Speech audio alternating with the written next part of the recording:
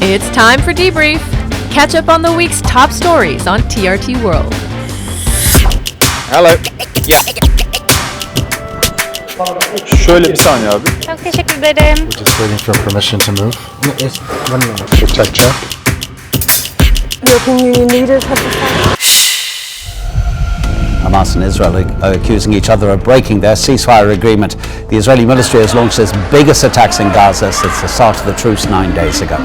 It's been using airstrikes as well as artillery and tank fire against locations in the north, centre and the south. The injured include children sheltering in a tent inside a school in a refugee camp in central Gaza. Waves and waves, torrent of strikes across the enclave caused significant loss of life and damage. The Rafah crossing will continue to be closed according to an Israeli source as long as Hamas does not deliver the entire or the remaining deceased Israeli captives. The slow recovery of the bodies of remaining hostages still in Gaza is making progress in talks difficult. Hamas says it needs specialized equipment to retrieve them. While the search for victims continues, the Trump administration scrambles to save the U.S. brokered ceasefire deal and the flow of aid into the enclave. Relief as aid deliveries at Israel's Kerem Shalom border with Gaza resume, and dozens of trucks carrying desperately needed food, fuel and blankets pass through. The target of 600 trucks a day remains out of reach. The Israeli military killed at least 45 people during the attacks across the Strip over the weekend. Vice President J.D. Vance has touched down there in Israel. Now, the Americans working very hard here to keep this very shaky ceasefire deal alive. It does seem, Isabel, that when it comes to Israel, they do feel that they have the ability to define as well as enforce the rules of the ceasefire. The Americans are here to say that this is not how things will proceed, that all parties need to be back on the negotiating table in order to implement the next stage of the ceasefire, especially at a time when this first initial phase is increasingly rocky. Palestinians in Gaza say they have seen no real change in their lives. People do not have money. Goods are cheaper now, but we have no money. The Court of Justice in The Hague says that Israel must ensure the basic needs of Gaza's population. The head judge also emphasized that the enclave has been inadequately supplied and denounced Tel Aviv using starvation as a method of warfare. He was killed in the occupied West Bank on the same day that the ceasefire in Gaza was announced on October 8th. Over 10,000 Palestinians have been forcibly displaced by the demolition of their homes, illegal settler attacks, and road closures since the genocide in Gaza. The Israeli parliament has passed a preliminary bill to annex the occupied West Bank, a violation of international law. I mean, look, if it was a political stunt, it was a very stupid political stunt, and I personally take some insult to it. The West Bank is not going to be annexed by Israel. The policy of the Trump administration is that the West Bank will not be annexed by Israel.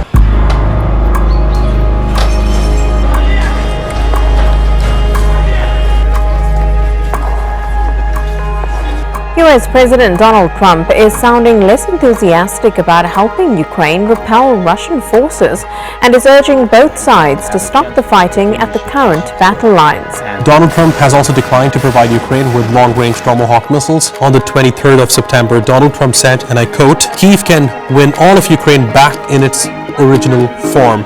And here we are today. Donald Trump is asking Ukraine to surrender its territory to Russia. What changed in 1 month? The main change was his phone call with Vladimir Putin last Thursday. As Trump prepares to meet with Putin in Hungary, he says he thinks the Russian leader is ready to make a deal to end the war, something Trump has long promised he could achieve. Well, Moscow insists that this upcoming summit is only now getting to start to be prepared, and a lot of groundwork will need to be done before that takes place. Plans for a summit between Donald Trump and Vladimir Putin have stalled after U.S. officials said there will be no meeting in the immediate future. As soon as the question of long-range weapons for us, for Ukraine moved away, Russia almost automatically became less interested in diplomacy. I don't want to have a wasted meeting. I don't want to have a waste of time, so I'll see what happens. There are two countries that are killing each other. Two countries are losing 5,000 to 7,000 soldiers a week.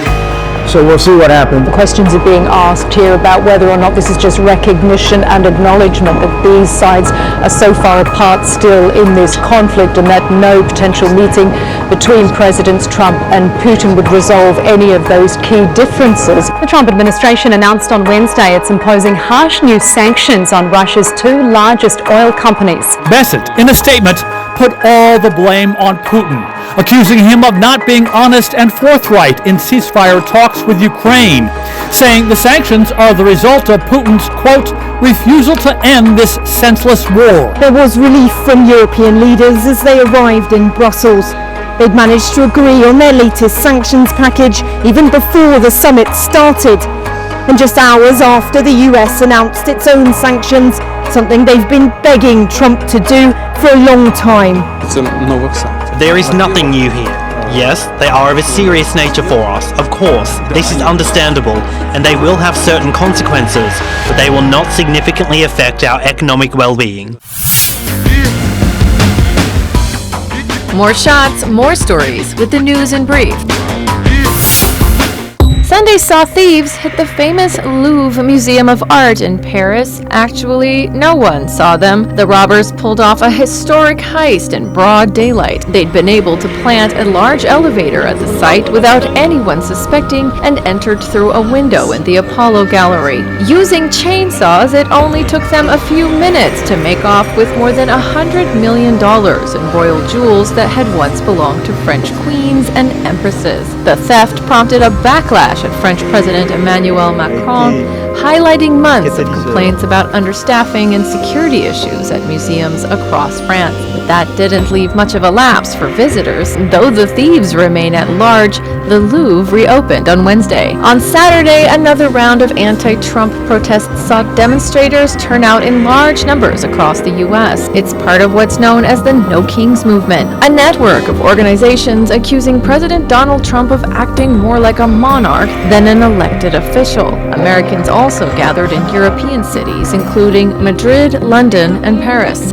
The protesters expressed anger at the Trump administration amid nationwide immigration raids, a prolonged government shutdown, mass firings of federal employees, and fears tied to Trump's deployment of National Guard troops in several cities. We have masked men abducting people, kidnapping people, disappearing people because of their political opinion.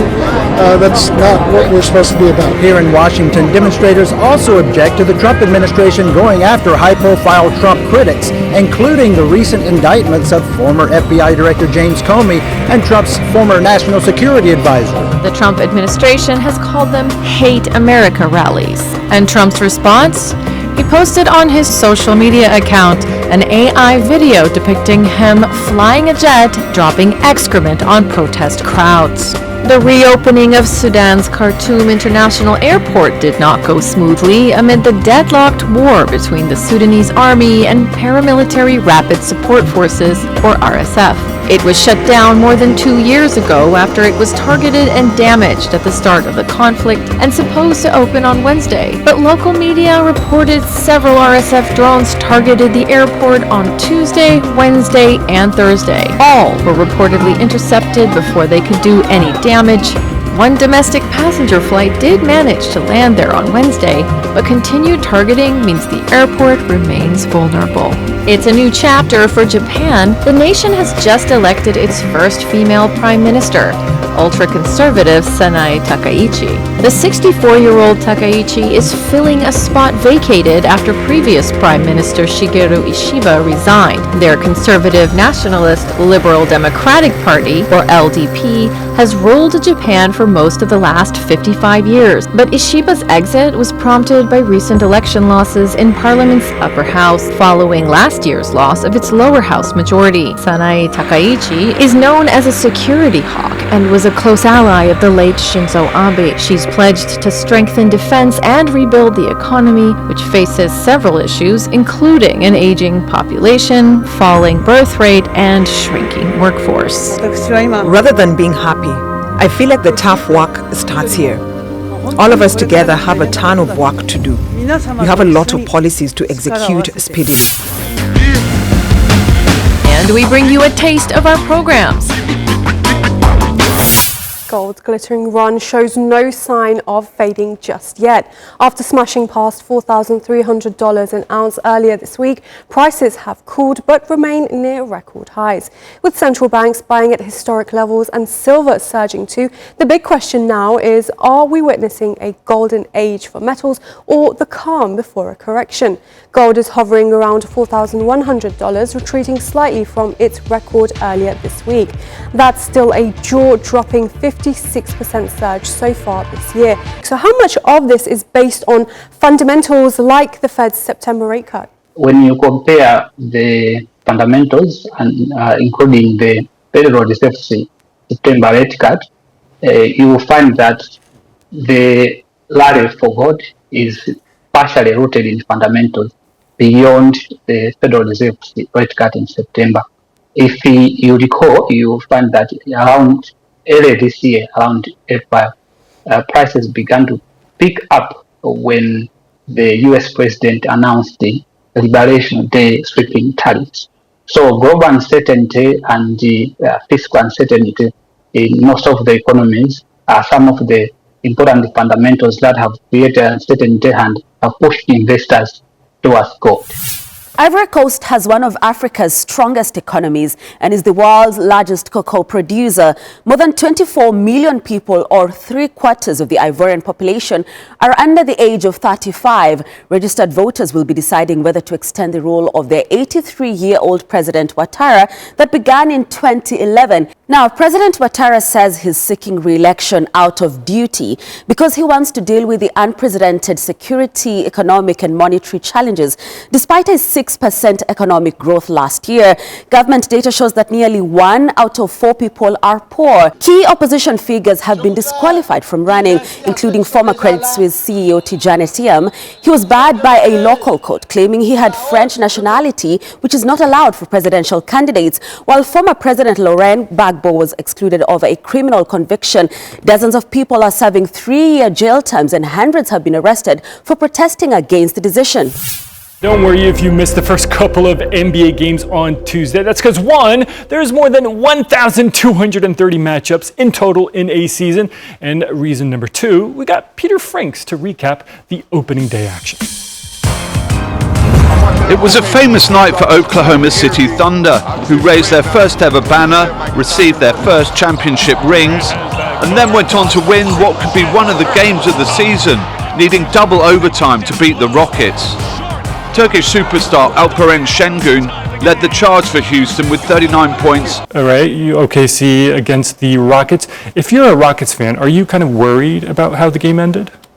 No. If I'm a Rockets fan, I'm very happy.